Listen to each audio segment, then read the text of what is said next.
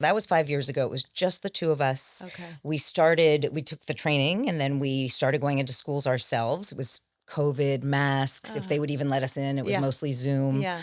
But now it's there's over 100 in our community just in Miami. Wow. We've connected with nearly 20,000 students since inception, my just here. gosh. And there's a national entity called Living Links that there are, I think, 22 chapters across the country and more popping up. Welcome back to How Are You Arriving? I'm Cristina Young, and I'm excited to tell you about the next series of episodes I'm hosting. This next theme is called Passion-Driven Work. I so admire the kind of people whose work isn't just about a paycheck, but also about purpose. Passion-driven work is what happens when a cause, a belief, or a commitment calls us and we answer.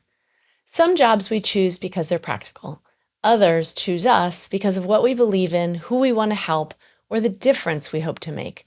Those are the stories we're diving into. What does it look like when work is fueled not only by skill, but by conviction? When what we do is tethered to what matters most to us. Welcome to How Are You Arriving? Conversations with Cristina Young. After 13 years of leading weekly parenting groups, I'm bringing my favorite question to the mic. How are you arriving? These honest conversations go beyond small talk into family dynamics, parenting, wellness, tough decisions, aging, and what it means to live authentically. If you're craving real talk with heart, you're in the right place. Welcome back to How Are You Arriving? I'm so happy to have Stephanie Rosen with us. Welcome. Thank you. Welcome, welcome. I want to start by telling my listeners a little bit about you, Stephanie. It's kind of hard to boil you down to like one simple introduction because since I've known you in these last couple of years, I've always heard so many different things that you're doing that I don't know. It always leaves me like, wow, I so admire her. So Stephanie is the co-founder of 3G Miami, a group of Holocaust descendants who share their families' stories with students to teach the lessons of the Holocaust. So we could sit here for 17 hours in a row and talk about that. She's also managing director of leasing and acquisitions for Tander Inversiones, a retail real estate company based in Spain. Yeah. I didn't even know this about you. I know everybody says that. Oh my gosh. A community activist. I do know this about you. Avid traveler. Yes. Stephanie loves athletics. Yes, especially cycling and moderating conversations with authors and filmmakers. Quick aside, Stephanie and I spent an unusual amount of hours in the same location, which was doing physical therapy, when you had a bike accident and I had a riding the waves accident. That was funny when we saw each other there. She and her husband, Michael, have 3 children and live in Miami. And Stephanie and I met through a mutual friend. And, you know, there are people in your life where you feel like, oh my gosh, fast friends. Even though we don't have like the hours and the months and the years underneath us, I've just always felt like, oh, we're going to be fast friends. So that's so exciting and such a privilege to have you. And let me start by just asking you, can you tell us a little bit about yourself, your background, what you're working on, what you're up to? Wow. Well, that was a beautiful introduction and so kind. And I'm grateful to be here. Yay. I wanted to start by saying that when you first asked me to do this, I spent a little time listening to your podcast. As one should.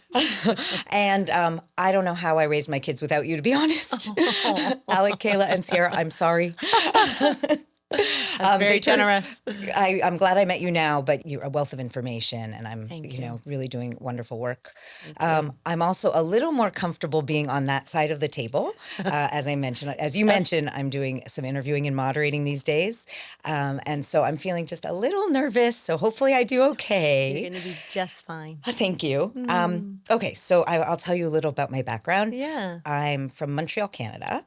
And I made my way down to Miami through New York. I spent about 10 years in New York, and I worked in the corporate world there in finance and real estate. Corporate world was a little rigid for me, felt a little like it wasn't quite the right fit. I was really fortunate to meet a wonderful person who I then married and moved to Miami, and we had 3 kids. Because of his work, he was traveling a lot, and we were in the fortunate position that I could stay home, and it was very helpful. We were both grateful that someone could be hands-on with the kids, so that was good. And But during those years, I found my way into a lot of different community work. And I didn't realize, how that would affect. I kind of had like pockets of time here and there with kids and, if they were at school or activities, whatever. And I found myself, first volunteering at school and then getting involved with some boards like on the Children's Museum and Parks and Rec, my synagogue. And one of the most meaningful passion project things we did as a family, I don't know if I ever told you about this. My sister-in-law was diagnosed about 15 years ago with a very rare cancer and passed away from a liposarcoma. That's what she had. Oh, wow. But our family really rallied together when she was diagnosed, and we organized a walk called the Wendy Walk in her honor. This does sound familiar. Because our mutual friend Yes. Alyssa came to it a couple Yes. times. And, at first we were really trying to save her life, Yeah. raise funds for that. Sadly, she succumbed like many people do. Sarcoma is a rare orphan cancer that is horrible. But we went on to continue the walk in LA, New York, Miami. We did it in Park City a few years because we have family in all those places. Okay, but we just have to interject here. This Yeah. says so much about your organizing abilities. There's so many people who would do it once and be like, I'm so great, I did it once, and then it would fall flat. But to do it and then do it again and again and bring it to so many cities just says a lot about you. Well, that's very kind of you to say. I did have an incredible team. Wendy's kids were phenomenal. Oh, good. And one of them really did help to keep it afloat throughout the year. But yes, it was a testament to the family, and I think the kids all learned so much from it. I'm so. sure. But so that was a few years ago, that was like a very prominent part of things that I did. More recently, in the last 5 years, I created a project called 3G Miami with my co-founder, Julie Pereski, who is incredible. We'll talk a little later about how it came to be, but you mentioned that we share the stories of the Holocausts of our ancestors, and it's extremely impactful. So that definitely, I've been, feeling so fortunate that I get to do that work. So I want to take that thread and remind my listeners and remind you that, we're talking in this series of episodes about passion-driven work.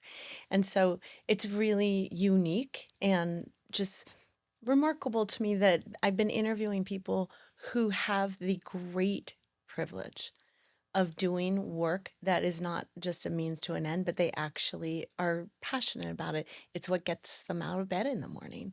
And it seems like you are one of those people.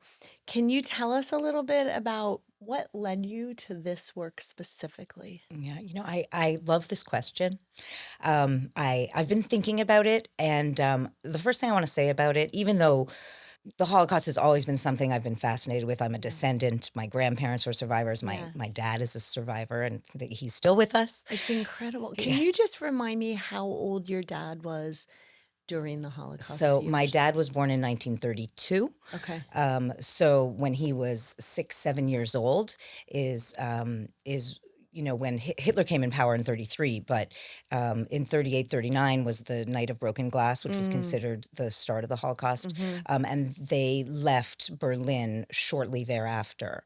And then they were running the entire time, constantly one step ahead of the Nazis throughout the entire Second World War. So from 39 to 45. Such formative years of his Oh, young yeah. life, too. Yeah. So much instability in such formative years. Yeah, I remember once he was here visiting, and he wouldn't talk about it very much. Part of what led me to this work actually is because others who are willing to talk, I would spend time with them. I mean, I have his story. I have the family story down. Yeah. And I'll get to that. But I remember sitting with my dad, and my son was 6. And I think he was like eating a bowl of ice cream. And I said to my dad, Dad, how old were you when you were, separated from your parents? And he kind of looked at my like 6-year-old son eating ice cream. He was like, I think it was around then. That's just heartbreaking. Yeah. I mean, that is a tender little soul, a 6-year-old. Yeah. Oof. Yeah.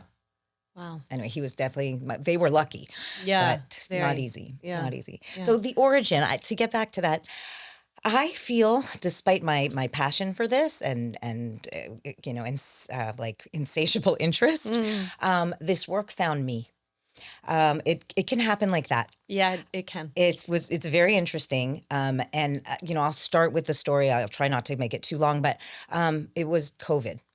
And April of 2020, I got a phone call from an acquaintance, sister-in-law of a friend who I knew for many years, but not well. And I knew her mostly because I used to bring survivors into my kids' school to speak once a year. And I had brought her grandfather, and she had accompanied him. Wow. And he was a very special person. I remember he came with his tattoo, and he would show the kids, and he would share his story, like a very tall, but like giant, but also so I don't Sweet. know. Yes, Yeah. exactly right, with beautiful, like tender eyes, whatever. He was amazing. We would bring actually 10 to 12 survivors. And the kids would sit at a table with them and could ask them questions. And sadly, these days of bringing that larger group together, it's not dwindling. So Julie called me in April of 2020, and she said, because of COVID, I've been able to take this really interesting class offered by a group called 3GNY. 3G stands for Third Generation, New York, NY. Makes sense. Yep. They were offering a speaker training class. She'd always wanted to take it, but it was always in person, and COVID happened, and it was on Zoom. So she took the class, she called me, and I said, oh, that's interesting. She's like, I want to bring it to Miami. And I said, well, that's, I'm really busy. And I don't know what I was so busy with, but it was COVID. I'm really busy. I'll introduce you to some people to help you. And then COVID went on, and I took the class myself, even though I had already made this book for my family, even though you were already so knowledgeable. I just felt like my piece of this was done. Yeah. But like it was tap, tap, tap. Yeah. You're not quite done. Isn't that interesting? I mean, that goes right to what you were saying about it found you. It did. And again, life's about timing, and sometimes the universe knocks. So true. And and that's why you always have to be open of like, wait, am I supposed to open that door? Exactly. Yeah. There have been times in my life where I've not been so open. Yep. COVID, I guess, was a time where I just was, I would said no, but then I was like, Yep. And when I took the class myself, something happened in that class that was beshert. Beshert is a Jewish word that means meant to be. And I would like to take that word. yes, please adopt the word. Yes. Beshert. Beshert. Okay. Yes. I like that. Yes. I'm sure we'll use it more Yes. today. But there was a Frenchman in my group. They would put us in these breakout groups. Yeah. And he heard me telling the story, and he knew I had holes in my grandparents' story. And he said, let me help you. Let me be your, advocate. I'm going to go. The camp that my grandfather was in France was in Aix-en-Provence. He was actually in 3 camps, but the bigger one. And it is a museum today. Oh. And he offered to reach out for me because I speak French, but not quite as well as him. Yeah. And he got so much more information for me. Like sent me enough that I added a whole addendum to the book. Oh my gosh. It was amazing. How kind of him. It was. Yeah. It was. And when that all happened, I just felt like, okay, this is beshert. I am meant to continue. And I called up Julie. I said, you know what? I'm your partner in this. Oh, and that's I just, so great. I want to fast forward. So that was 5 years ago. It was just the two of us. Okay. We took the training, and then we started going into schools ourselves. It was COVID, masks, if they would even let us in. It was mostly Zoom. Yeah. But now it's there's over 100 in our community just in Miami. Wow. We've connected with nearly 20,000 students since inception, just here. And there's a national entity called Living Links that there are, I think, 22 chapters across the country and more popping up. Incredible. So, yeah. Congratulations. Thank you. I mean, I don't mean to, it's a team. It's a team. But what an accomplishment. It does feel good. And you heard the calling and you stepped up and said, I'm in. Yeah. Wow. I mean, and again, it's passion-driven work. It's unusual for a person to say, sure, I'm going to sign up and take a whole class right now on something when you were busy, whatever you were busy with during COVID. But that's passion. It was. And the other thing that's been a shot in the arm with this work is several other people take the class now. And some get that same, passion too. And we inspire each other. I'm sure. Just because this can be very heavy work. Very. And, just when you're about to be like, I don't know, I can't deal with it. Right? Yeah. Somebody else, I can, there are some real superstars in 3G Miami. Karen and Hagit and Jen are these amazing women who have really helped boost the cause. Oh, and I have to mention Laura. And them coming together, and I push them, they push me, and And there's a contagion factor. it's true. I think when you are around people who are positive and inspired, you catch it. It's contagious. And then you think, oh, I want to move to action. I have all of these feelings. How can I move to action and share with other people all of this stuff that I feel? It's true. It's great. Yeah. The opposite can be true also. Uh-huh. Oh, right? yeah. It's Yeah. good to be aware. Yeah. And that's why we always have to be selective of who we spend time with because of the contagion factor, right? Yeah, very Yeah. true. Yeah. True. So help me understand, and this is a big, huge question, but take a stab at it. Why does this cause matter to you so deeply? There's plenty of very obvious reasons regarding your family and the way that all of this impacted your family. But how would you articulate why it matters so deeply to you? All right. Thank you for asking me that. Of course. It might be emotional, the answer. I hope I don't get too emotional. That's okay. We'll take emotions here. Okay. Well, first, I'm going to start by saying that if you're lucky enough to meet a Holocaust survivor, they are some of the most resilient, incredible people you'll ever get to meet. So that's one. Yep. I strongly believe that if we don't remember history, it will repeat itself. And that goes in all facets. So there's that. I've already mentioned that I have a deep personal connection Yep. as a descendant. And the lessons of the Holocaust, it's about what happens when hate is not addressed. And this education, to me, it's all about, education is the key. If you can touch one person, It matters. Yeah. and the story of one, it's much more impactful than sitting down with a history book or something. Always when you hear someone's personal story, it sticks. It's true. History book goes in one ear and right out the other. Yeah. But I want you to say that again, Stephanie, because no one's ever said it so succinctly to me. Uh-oh. Just the part about you said it's the story of hate. Oh, okay. What was the end of that sentence? Well, what can happen when hatred goes unchecked? Goes unchecked. That's Yeah. what I was I think wanting. that When hatred goes unchecked. the Holocaust is what can happen. Yeah. It really, I've heard survivors say this, that it started with words, which probably started with thoughts. Yeah. Yeah. That's what it starts with. Yeah. And we're much beyond that, sadly, today. Right. Today is an emotional day, know. Yes. It's Yes. October, well, the day we're recording. I don't know when this We're will be recording released. on October 7th, so already the second anniversary. It is. It is. So it's, so many horrible things are happening in the world in general, but I feel that October 7th was the start of a lot of terrible things. There are still hostages, and that breaks my heart. There's a very interesting deal on the table, and I pray that this week will be, the hostages will be returned, as many alive as possible. Yes. And it's hard for me to keep my thoughts straight when I talk about this. Can I ask Yeah. you, and you can tell me no, let's move on, but can you talk about where you were when you learned about October 7th? I think of it almost the way we think of 9/11. Like every one of us knows exactly where we were standing. Yeah, you're right. Right? Do you recall exactly where you were or who you were with or the thoughts that went So through? I heard about it. I mean, it was, it was in Israel, right? So it was like You had to wait to hear about it until someone called or texted or well, no, I woke the up that news. morning, and it was Saturday morning, and it was on my phone. I started getting strange messages. An Israeli friend here texted me. She's like, "This is really, really bad," and then images started coming out, Yeah. and it was just I mean, to me, it's all horrible. I am a pacifist at heart, so I struggle with war of any kind. But the beginning just it brought it.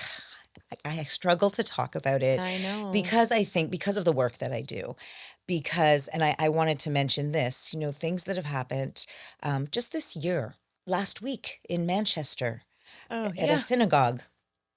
3 people killed, and I think there's many more injured.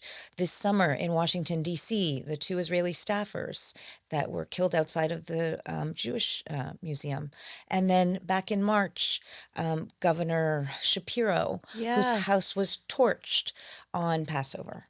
These are things that are out of what happened in the 30s, and I'm not stretching here. Yeah. Yeah. I do find that it's important for all of us to keep our heads together. I'm allowing myself to go a little to express the emotion. Yeah. Especially today when it's all very felt again. It's very very true. present again. It's true. Yeah. And the pain that anyone is feeling from a loss any loss, I am with you. Yeah. My heart goes out, and I pray that the hostages come back, this war ends, and I think people really do just want to live peacefully. Most Yes. people, maybe not the radicals. Yes.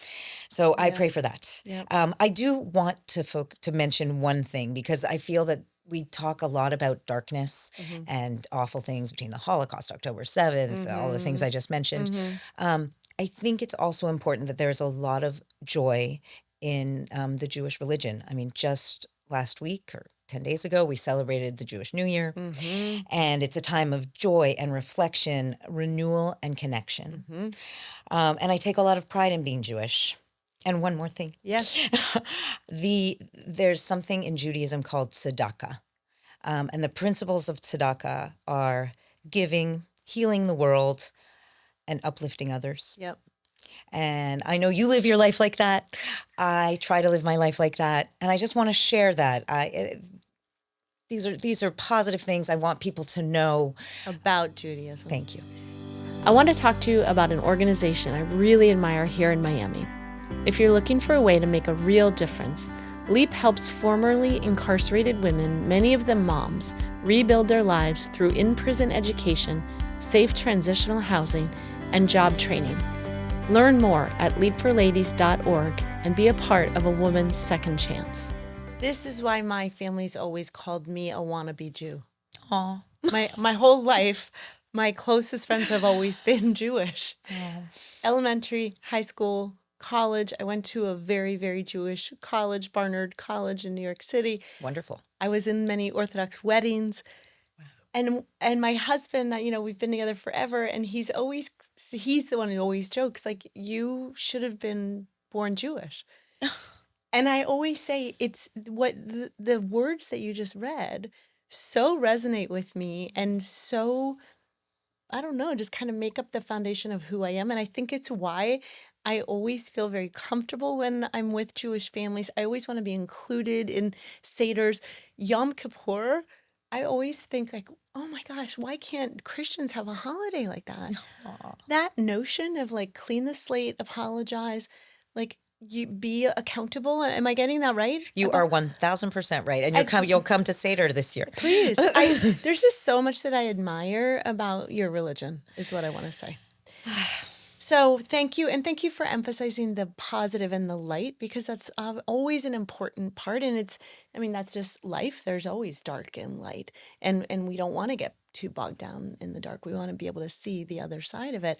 But let's talk about for a second, Stephanie, in all of this passion-driven work that you do, of course you come across obstacles. Of course you come across difficult days. And I'm sure there have been plenty of people, also actual individuals, who have perhaps tried to stand in your way, make things more difficult for you. What is it that you do when you face those difficulties? How do you find resilience? What are your coping skills? Are you running mantras in your head?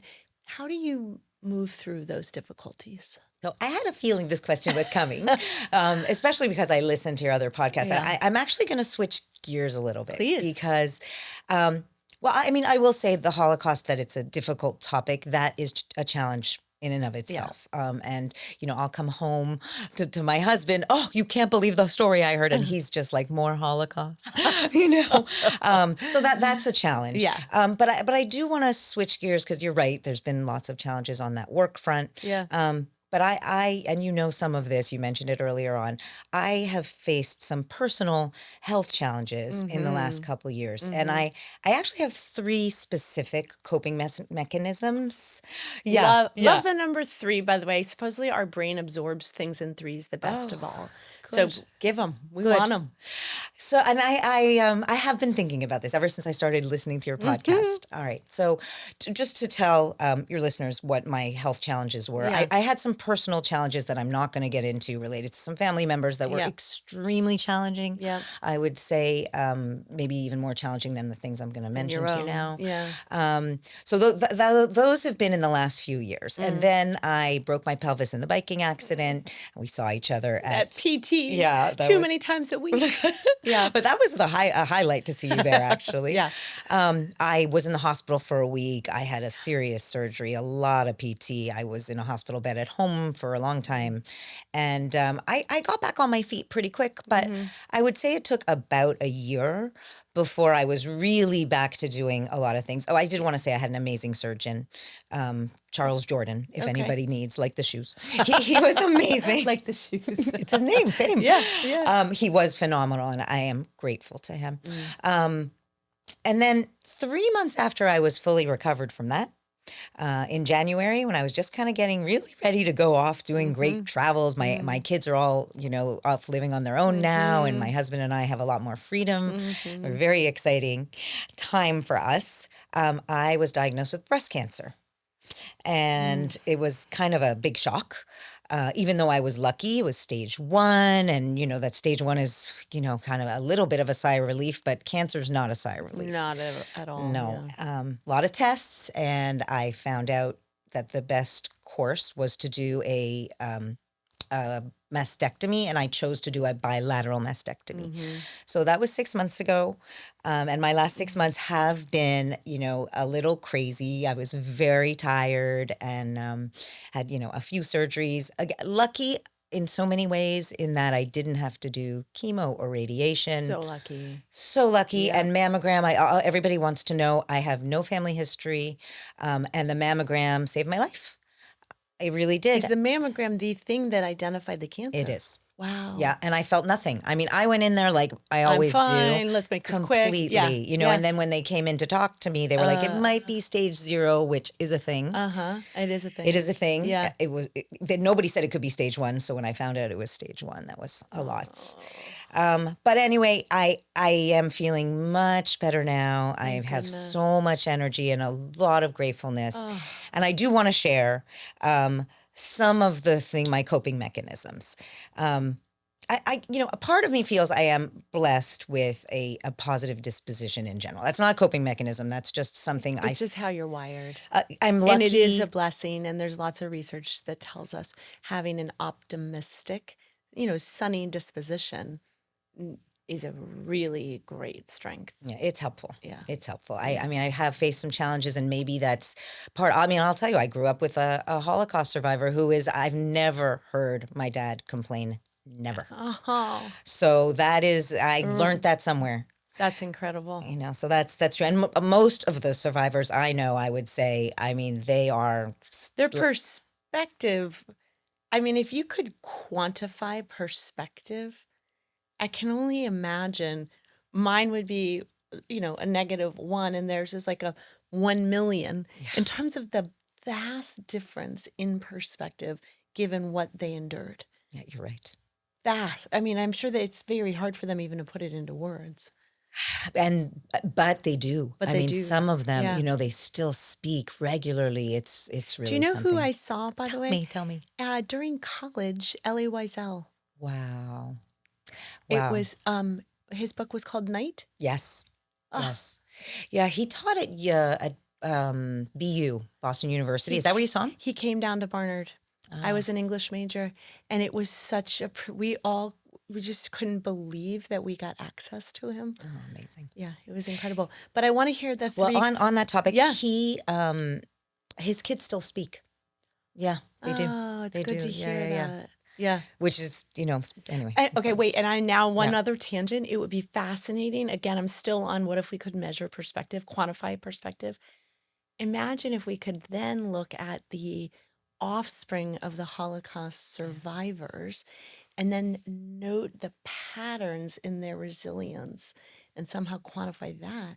It's just so powerful to think about how many people and then all of the tentacles. Oh, that's that transgenerational, Yeah, right? yeah. The book, The Body Epigenetic. Keeps Yeah. the Score. I Oh heard my you gosh. mention it. Oh, So yes, yes, I yes. mean, I think maybe both, Yeah. both the good and the bad Exactly. Exactly. transcends. Yeah. Okay, So Stephanie. coping mechanisms. Coping All mechanisms. right. I had 3 that I want to tell you about. Yeah. So one, my friend who teaches the happiness class, Yes. she gave me this bracelet that I wear all the time. And if you Oh, can read it, I it don't know if says you can, grateful. it says grateful. Lovely. What a nice gift. It's a beautiful gift, and I use it every single day. Yay. Sometimes more than others. Yeah. I would say that during some of my more challenging times, I have Yes. stared at it. Aw. They say that the Stroke mind, it a little bit. well, that could be good too, that the mind can only hold one thought. Mhm. And it's true. I would I know. stare and think about it, Yeah. and it was helpful. Yep, yep. And I love the sort of corollary of the mind can only hold one thought is it's impossible to hold a positive thought and a negative thought simultaneously. Yeah. And that's a good thing. Right? So it was a good reminder, and it always is. I'm using it a Yeah. little less these days, actually. Well, but- that's a good thing too. All right, Yeah. number 2, a lot of loud music in my car if I was driving. Love it. Love it. This is a girl after my own heart. So I'm going to age myself if I say this. I'm going to tell you a lot of ABBA. Love it. Singing. Yes. It really does elevate your mood It really elevates your mood. and trick your Okay, brain. I'm going to just go down a little tangent here and say my husband and I fell in love when we were teenagers because of music. And because of that truth, music has always played a huge role in our lives. It still does every day. We always have music going in our house. Our number one favorite thing to do is go to concerts together. We grew up going to concerts together. He was a DJ. He played in a band. I would go watch him. Like music has just been this powerful uniting front in our lives forever. Going to see Billie Eilish this weekend, by the way. Oh, amazing. Yeah. Anyway, Wonderful. continue. Music blasting in your car. It's, I learned So that good. later. I have to Yeah. tell you, I actually, for a while there, I don't know why, I wasn't so in touch with music, Yeah. which is, my husband's I want to say you're a musician, honey. He is a musician and loves music. And for some reason, I lost it. And I found it again Thank during God. this time. And it was very And helpful. by the way, that's the beautiful thing about music is you can dip back into the 70s and it's still good to you. It doesn't It's true. age, right? It's I mean, true. Yeah, it's been wonderful. Yeah. So music. And then the third thing I want to mention, I'm going to start with a story you've told. Okay. You talked in a podcast recently about your daughter when she was 2 years old. And you said that she brought what did you call it? Transitional object? A transitional The object. blankie The going to blankie. Remind me the story. She would bring it. Riley would bring her pink blankie and tuck it in her cubby at preschool. And then she would walk by and like take a little hit off of it. And the teachers would send me a note at the end of the day or send me a little photo and they'd be like, Riley stopped by her cubby again. But it's a classic definition of a transitional object. It's like, it's a little hit of home and it gives you a little security and then it fills you up so you can go back out and be in the external world again. Well, it doesn't just work for 2-year-olds. So when I first broke my pelvis, I was in the hospital a while. I mentioned it already. Yeah. And my sister sent me I don't know if anybody knows jelly cats. They're these most Yeah. incredible Yeah. plush, whatever. Soft. Yes. So, I don't know what she paid to send that to me and I got it like immediately. But I did. And that thing stayed by my side the entire time. And then when I was diagnosed, so that was Bunny. When I was diagnosed, She sent you another one. she sent me Lammy. And those two little warriors, they are so beat up. I thought about bringing them today. They are so beat up. Show and tell. Yes. But they came with me to every surgery, every visit, And what do they represent? strength. When I hold them. And then I have to say, I'm sorry, Vanessa, I put them back in the drawer when I'm feeling stronger. She knows. Yeah. But But it's like Riley's blankie. When you need a hit off of them, you go get a hit off them, and then you tuck them away again. So funny. I Yeah. mean, some of my friends, I traveled a little bit over the summer as I was recuperating when I was well enough to do Yeah. it. And if friends, you bring a stuffed animal with you? Yes, I do. And Proud of it. it really, it was amazing. I couldn't get over how much it helped me. Yeah. So I don't know that that's something that will resonate. But I'm listening thinking, A, how thoughtful your sister must be, Oh, it's true. right? And it's even in that when you take the little lammy and snuggle it, it's like taking in the thoughtfulness and the being loved and being cared for by someone in your family is what I feel like is part of that, right? It's very true. And actually, I'd be remiss if I didn't mention the support team that I had. Not everybody is so lucky. Yeah. I mean, really, Yep. my husband, Michael, was like there Amazing. he said, we have doctor's appointments. He was right Oh, that's in. such a tiny semantic difference that really matters.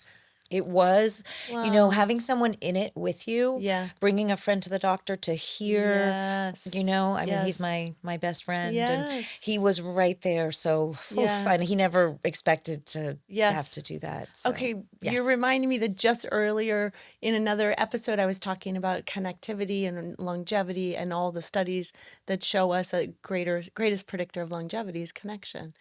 And the fact that you had people in your support team, in your community, who were right there to give you what you needed, I'm sure allowed you to heal faster. Oh, I love that idea. I'm sure. Absolutely. I am sure it did. Yeah. My parents also were great support. Friends, you never know. You drop stuff off. You were amazing. And we didn't know each other so well. Yeah. Yeah. It was. But it's true. I always go back to when my mom passed away 2.5 years ago. I'll just never forget random people come out of the woodwork. But the random people who come out of the woodwork are the ones who have already suffered themselves. Oh. And they know what it's like when your heart is fragile. And they realize, oh, this is my turn to give back now. And they show up. Those were the people I always think about. I have all the condolence letters that I received in a little box. And I just remember thinking, oh, I know why you're showing up for me. Now I get it. Oh. And it made me actually think of all of the people who I care about, whose parents had passed, and I don't know that I had done a great job showing up for them because I didn't know yet the gravity of that feeling. So there's lessons to be learned all over the place here. But I know I'm getting better. I just want to add this one thought because I am finally really getting better because I'm getting excited about new things. Oh, that's such a good sign. Yeah, it really is. I feel it. I'm kind of more excited about That's such an stuff. important sign, and it's really like a distinguishing criteria between people who might be labeled as depressed and those who are just fine. Yeah. Because there's so many people I work with who have a depression diagnosis, and one of the things we know is they either no longer take pleasure in the things they used to, or they are not future oriented. And those are tough. So I'm thrilled for you that you're future oriented. You're thinking about good things to come. So I'm curious to know, this next question is complex. How would you describe the personal growth that has resulted from this work that you've done, this important work? How do you think it might have changed you? I think it's one of those good begets good. Just like you just said. When you do this, like you said it in relation to the passing of a parent or helping someone get through a hard time. But when you work on nonprofit work, say, you recognize better somebody else that's doing similar work. It's enabled me to show up for others a lot more. I'm sure. I'd say empathy, I mean, actually, I sometimes can struggle with being, if it's possible, too empathetic because I can take on someone else's sorrow, and I need to work on that. Right? There's an Too expression. many mirror neurons. Yeah, Yeah. yeah. So that I actually work on that. Yeah. And it's important to put up healthy boundaries. You Very, talk very about important. boundaries. Yep. So I have learned that. I have connected with some really incredible people. The survivors I've already mentioned, the descendants.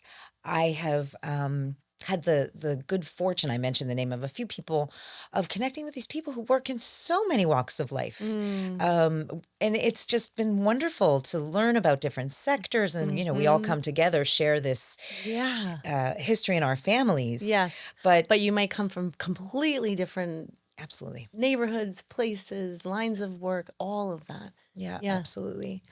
This interest in interviewing and moderating is also because I enjoy getting to know other people, and I do feel deeper. I don't know, for Yeah. lack of a better Of word. course you do. And the resilience now. And so I think everything you do in life, it's like potentially a stepping stone to something else. Yeah.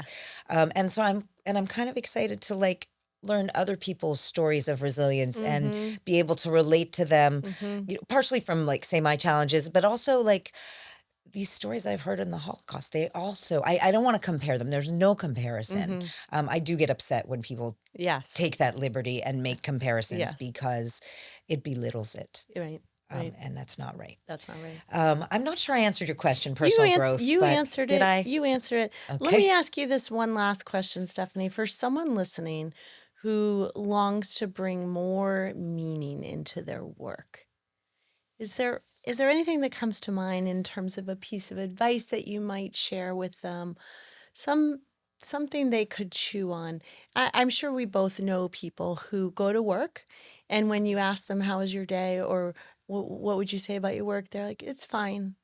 And I know for me, and I would venture to say the same for you, I don't ever come home from work and say it's fine, but it's because I deal in people and people's stories and people's struggles and people's hope, much like your work, much like what you've done. But it makes me, I've talked to my kids a lot about, I hope you can find work that really means something to you so that it doesn't feel like work. And so you wake up in the morning and you're longing to go because you can't wait to see what the day brings to you. So I don't know, what do you think? It's a good question. Well, first, I want to say that it can come in many, many ways. So Yeah. you can have a job that maybe you don't feel as passionate Yeah. because there are a lot of reasons people need to work, and it's okay. And, not every day in any sector is going to be All thrills. right, Yeah. right. But my advice would be, and you mentioned at the very beginning, to be as open as possible. I think being open, and I have not always been, I might have thought I was, but when you're really open, things come your way. And it's so true. I think that theme actually is kind of throughout this conversation, Yeah. that good brings more. Yes. You Yes. smile, somebody smiles back. Yes. And so if you're open, people feel that openness, and you just kind of never know what might come your way. It's important to learn your passions, to know what makes you tick, to know what you're interested in. And maybe if you don't know, then, I don't know, go help with a food drive, or, just there's so many opportunities. What I heard about volunteermatch.com today. Volunteermatch.com. It was volunteermatch.com. And there's That's also brilliant. I haven't heard of that. I heard about it today. I Actually, I like do some that. work with the foster care system, and some of the volunteers that were on my call this morning Very clever. mentioned it. Yeah. And there's also the Miami Foundation has so many incredible organizations that people can volunteer with. So just something, even if it's once in a year, once a quarter, once, just try something. And get outside yourself. Oh, I love that. Absolutely. Get outside yourself. This volunteer conversation I could talk forever about. It's something that comes up a lot in my work with parents of teens who are struggling. And it's often an intervention that I suggest to the parents. Can you help your teen find something to do that doesn't involve themselves? Maybe it's once a year, the Adopt a Dog Festival, but something where they're doing something on behalf of someone else. drives competency. And when we feel competent, we feel confident. And so often teenagers, just simply due to that phase of life, are lacking in confidence. So parents are always asking, well, how do I help him build his confidence? Get him outside of himself so he's focused on others, Very true. Very good point. Yeah. Let's wrap up with just one other question, Stephanie. What keeps you hopeful? So sometimes that's hard. Although I do have an expression, I heard it many years ago and I like it. I am definitely that person that would rather light one candle rather than damn the darkness. Yes. Can we say that? Yes, I hope that's okay. Yes. So just shining a light in one little area, Mm-hmm. that does give me hope. Mm-hmm. The survivors give me hope. Mm. Resilience, people of resilience. Mm-hmm. There is a lot of joy, you just have to look for it. Mm-hmm. And even if it's just in the small places, to keep your mind calm. Mm-hmm. The news can make you crazy. So Yeah. You gotta be careful with the news. yeah, absolutely. So those are some of the things. I think what I'm taking away from this conversation is something I didn't expect to be thinking about so much, but you've talked a lot about resilience. And it's really meaningful to think about the amount of resilience that a Holocaust survivor must have needed to survive. And then that they must exude resilience as they parent. I'm always in the parenting lens, but like the amount of resilience they must have exuded and modeled in their home means that their descendants have to be very different and very special people who have been so immersed in resilience in an unusually large way. Well, it's so kind. There's plenty of of also other things that transcend. I am sure. We're focusing on the positive. But we are focusing on the positive, and Yes. you're absolutely right. Yes. You're right. One last thing also, I wanted to mention the names of some of the survivors who I'm friends with. Yeah. Just if you don't mind. Yeah. Miriam and Alan and Saul and Judy and Anita, Laszlo, Agnes, Jack. They really are local heroes. Okay. And, if you have an opportunity to meet them, which you might. I would love to meet them and honor all of them. Thank you. Thank you so much for your time today, Stephanie. It's really a privilege to talk to you. I feel the same. Thank you. Thank you. If you'd like to learn more about Holocaust education or find ways to help and support, we've included links to 2 Miami-based organizations doing incredible work in this area, 3G Miami and The Last Ones. Thank you for listening to this episode of How Are You Arriving? Please follow me on Instagram at CMY Therapy. As always, like, follow, and subscribe. See you next time.